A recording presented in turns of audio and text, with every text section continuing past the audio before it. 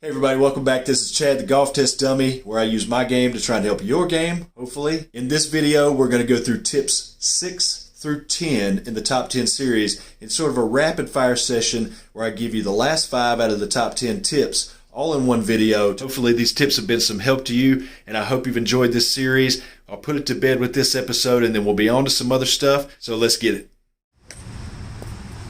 Everybody can relate to this one. You stand up, you make a few practice swings, and they're all perfect, and you're thinking, yeah, this one's going to be great. Then you step up to actually make contact with the ball, and yeah, there's that. So why is that? Why do we have this massive brain fart whenever we actually get a ball in front of us? It's something that's called being ball bound, from what I can understand, and it's a problem for a lot of different golfers out there, so you shouldn't feel alone.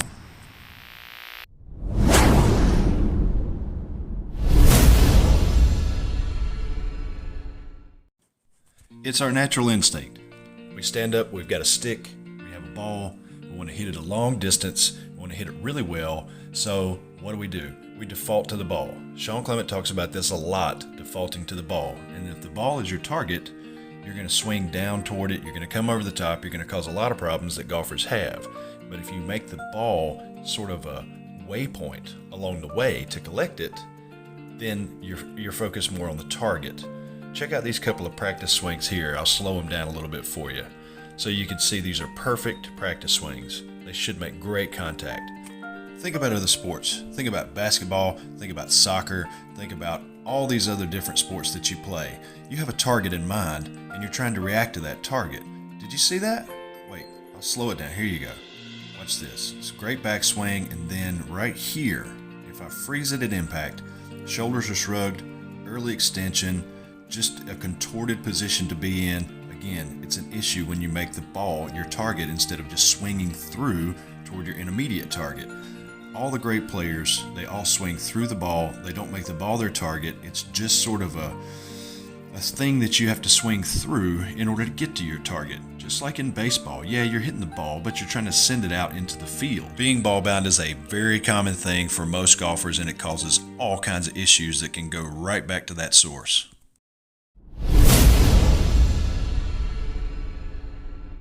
All right, guys, now it's time for tip number 7. Tip number 7, we're going to go back to Sean Clement. Sean Clement talks about this all the time, and he pretty much gave me the phrasing that I'm using for this tip, so we're going to attribute this one to him. This one is all about setting up to predict solid contact. If I told you that you could predict solid contact, you'd probably say something to me like, man, if I could predict solid contact, then I'd be a pro golfer. That's very true. So we're not talking about actually being able to know what the shot's going to be like before you hit it. But what we're talking about is trying to set your body in a position and set your focus in a position to understand that the way you're set up is going to play a huge factor in determining if you're going to make solid contact or not. Now, when most people set up, they set up over the ball, kind of centered, and their focus is on swinging through it that way. Let's just say that, make an assumption that way. But to try and predict solid contact the way Sean Clement presents it is to kind of set your head behind it a little bit, almost take your head from here and just make this subtle tilt. Your focus changes from the top of the ball, which is not where you want to contact it with the club, obviously, to the back of the ball, where now your eyes and your brain are engaged with the back side of the ball, which is actually where your club face is going to make contact with it. So to set up to predict solid contact basically means that you're trying to put your head and your eyes to where you can focus on the back of the ball, or even a spot where the back of the ball meets the grass underneath it, so that then your subconscious mind will take over and deliver the club into that spot. That's the place you're focusing on, instead of focusing on the top of the ball. Now, there's lots of other things that go into him predicting solid contact. For instance, when you stand over it, you can almost feel the weight of the club and where it hangs. And do you feel like the club, if you swung through there, are you going to swing through too low? Are you going to swing through too high? Are you going to be swinging too much out to the left? Are you going to be coming over the top of it swinging too much this way? So there's a lot of different things that go into it, and I highly recommend going to check out his videos, because you can actually preset yourself for success instead of focusing on the wrong things. And in that sense, you can have a better idea of what kind of contact you're going to get.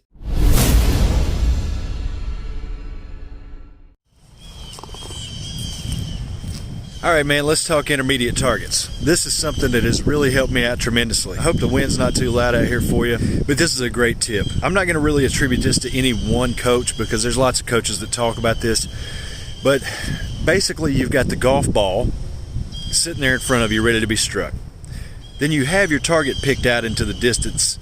It might be 100 yards away, it might be 50 yards away, it might be 300 yards away, but that's your distant target. That's your ultimate goal, is to land the ball in that spot. An intermediate target is a spot, and coaches differ on this, but it's a spot basically that's somewhere about 1 foot to 2, and sometimes even people mention 3 feet out in front of you. I tend to think of a spot that's more like 18 inches to 2 feet. It's in front of the ball on the way to the target. It's almost a waypoint. Like if you set on your Google Maps and you say, I want to go from point A to point B, this is almost a waypoint, like a gas station you need to stop at, or the world's largest ball of string that you want to see before you get to your destination. So pick something that's about 18 inches to 2 feet in front of your golf ball that's in line with where you want to start. It's not necessarily where you ultimately want it to finish, because you may be shaping your shot. You might be hitting a draw, you might be hitting a fade. Whatever the case may be, it's along your target line. That intermediate point will help you because we have binocular vision. When you're standing behind the golf ball, looking down at your target, you're using both eyes in their horizontal fixed position to look out and see the target that way. Then when you set up and you get over the ball, you're looking down, and then your head has to turn this way in order to be able to look at it, and you're looking more up the line rather than level with the line. So that makes a huge difference to the way that your eyes perceive it. That will also determine how your brain interprets what your eyes are telling it. So you need something that's close to the ball, in front of it, along that line, so that when you're set up over it looking down that line, now your brain understands, because when you look this way, you see the line going through the ball toward your target. Now you're trying to connect point A to point B, which is about 2 feet in front of it. If you think of it that way, and all you really want to do is move your club from point A, the golf ball, to point B, your intermediate target, now you're talking about a short distance. Now you're talking about something that your brain can wrap itself around, and it makes a world of difference when you're striking the golf ball. I found that it helped me a lot. There's plenty of other things I'm struggling with, like being ball bound in the last tip, but this tip, I think I use this often now. It's something that I employ, and I really think that it can help you out a lot. So try it next time you're out. If you're on the range and you've got your ball on the mat, try setting a golf ball just off of the mat in front of it, so that your ball you're actually trying to strike, let's say, is from the front edge of the mat back 2 feet. All right, then put a ball off of the mat on the ground directly in line with where you want to go. Try that, and then swing from point A, the golf ball you're hitting, over point B, which is the golf ball that's representing your intermediate target.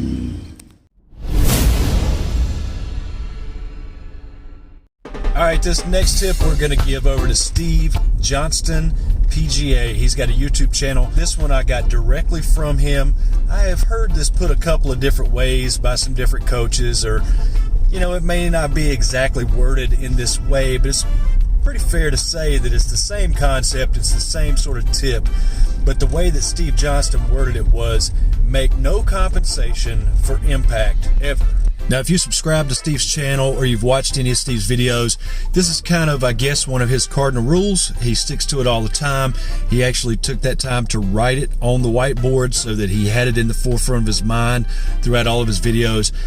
But basically, make no compensation for impact ever. What that means to me, it really ties in with being ball bound, with not making the ball your target, with trying to get set up correctly to where you can swing through point A to point B over the intermediate target. It really sort of embodies all of that, and it could almost be a tip with all of those other tips that I've put previously in this video as sort of subcategories of that main category. Because to make no compensation for impact means to pretend that the ball is not there, to make your swing the way that it's set up and the way that you intend to strike the ball and send ball to target, all of those things. Because if you do make compensations, either consciously or subconsciously, for impact, in other words, the anticipation that you have for striking the golf ball, then you're going to grip it tighter. You're going to flip your hands at it. You're going to try and change your swing path at the last minute. You're going to shrug your shoulders. You're going to early extend. You're going to stand up out of it.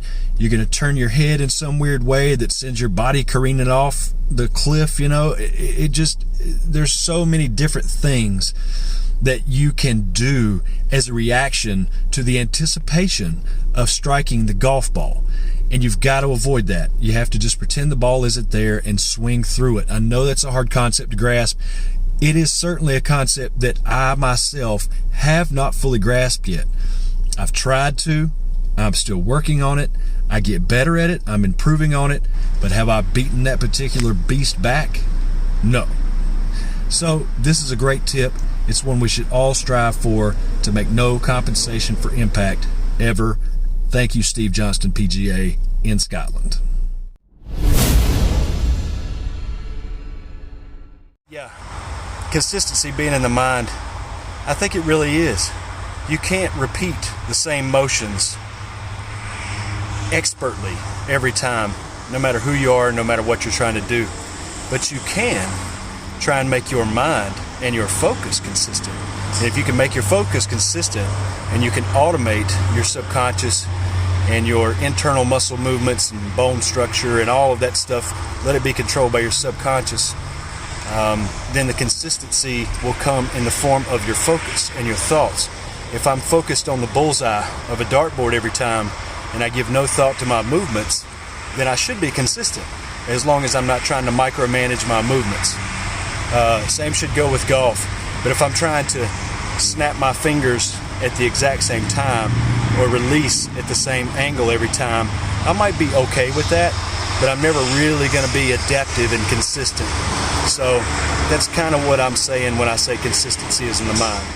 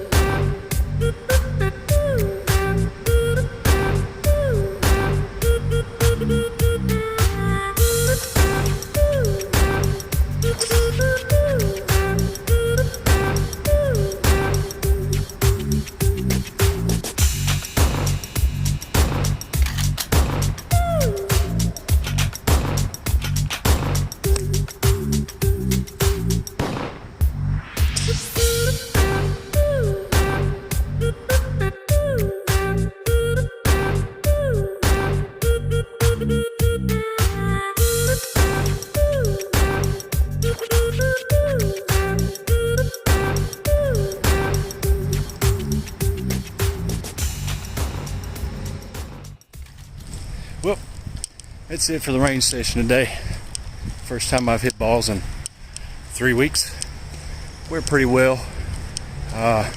Working on simplifying things, incorporating a little bit of stillness, or at least the thought of stillness.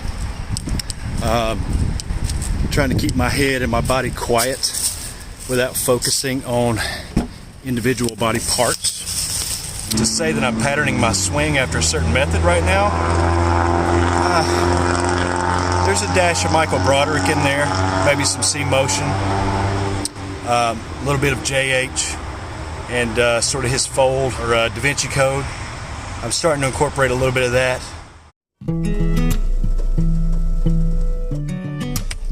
Alright guys, so that's it. That's the end of the top 10 series. I really hope you enjoyed this series. I enjoyed making it. It was a lot of work. It was a lot of research. I want to just kind of go over a few things to kind of wrap up the last video in this series, and I hope you stuck around to the end. If you did, thanks a lot. I appreciate it. One thing that I want to say, and I've said it in some previous videos, this is geared toward the average or the below average golfer. There are far more average or below average golfers on the planet than there are above or well above average players. I feel like a lot of instruction out there is made in the sense that we all have a lot of time to spend practicing and playing. I myself consider my time to be fairly average. I can maybe practice once a week and I try to play once a week. That's about all I can ask out of my schedule. I've got a busy work schedule, I've got a family, I've got responsibilities, bills, chores, things that I need to take care of, and I just cannot devote these huge blocks of time to my golf game. So I try and watch YouTube videos, I try to see what kind of information is out there, and I try and get rid of all the stuff that I know I'm not going to be able to implement into my game because I don't have the time, or because I'm just not at that level yet. And in the course of doing that, you know, if you consider 100% of what I watch, I would say probably 85% of the stuff that I watch just it kind of goes out the door. And so I'm trying to distill it down to just the small amounts of videos that I feel like I can directly apply to myself and my game. And then from that, I'm trying to find common threads. And by common threads, I mean that one teacher can't just be talking about it. If only one teacher is talking about it, then odds are it's going to be something either A, that's completely revolutionary and right on point and everybody else on the planet missed the boat, which I think is kind of unlikely, or B, maybe that's just what that individual person thinks or feels, or that's what they put into their game. So when I'm coming up with the top 10 tips, I'm trying to find the divergent teachers, the ones who keep it really simple, the ones who are speaking to people that I feel are like me, and then I try to come up with the common threads that I see go between them. So, you know, swinging the club head, that's not attributed to one teacher, that's a whole philosophy. Being aware of the weight of the club head and where it is in space, again, lots of teachers are talking about that. Not making the ball your target, the intermediate target, all of these things. This is kind of the common threads that I see amongst a lot of different teachers that I find value in. Again, I really hope you enjoyed it. I also want to share a little bit with you guys about what you can expect coming in the channel this year. 2020, we're into it. January's already passed. We're in the beginning of February now. So I've got, you know, basically this month and then 10 more after it in the 2020 year. I'm going to continue to experiment with different swings, different methods. I'm going to try different drills to see which ones may or may not work, which ones may or may not help you. I may even get into some devices and some training aids this year. I don't know. I don't personally care for training aids that much.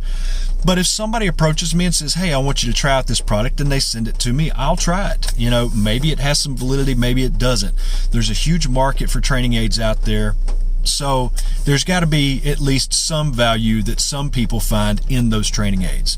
I'm sure not all of them are bad, and I'm sure not all of them are good either. But if I get, you know, somebody sending me some training aids or something like that, some different products, I'll be glad to try those out. But swing methods, drills, you know, trying different strategies on course, trying out different training aids, different products, whatever comes my way, I want to test it out. I want to try and find all of the things that I can in my time to be able to help average golfers and below average golfers, beginners, people just starting out, people that don't have a lot of time to devote to their golf. In the very near future, my intent is to start another in-depth review of a fairly popular yet underground kind of swing. I'm not going to tell you exactly what it is. You'll just have to stick around and find out. But I want to do probably a good 4 weeks with it to give it an in-depth review and just see what kind of progress I can make with it and see if it has real validity and real value that it can add to my game and possibly your game. So once again, thanks for watching. Thanks for subscribing. Be sure to click thumbs up, hit the bell notification so you don't miss anything. A lot of you guys are missing videos out there, and then you're coming and asking me questions or making comments that were answered or that were stated in other videos. So be sure to hit the bell so you guys don't miss it. As I said, I post once a week. I'm going to try and continue that. I don't know that I'll be able to up that frequency any because, like I said, I'm really busy aside from making videos, and it's been kind of hard to find time lately. So I appreciate all the subscribers. Thanks for all the great comments. Keep them coming, and stay tuned. 2020 is going to be a pretty big year.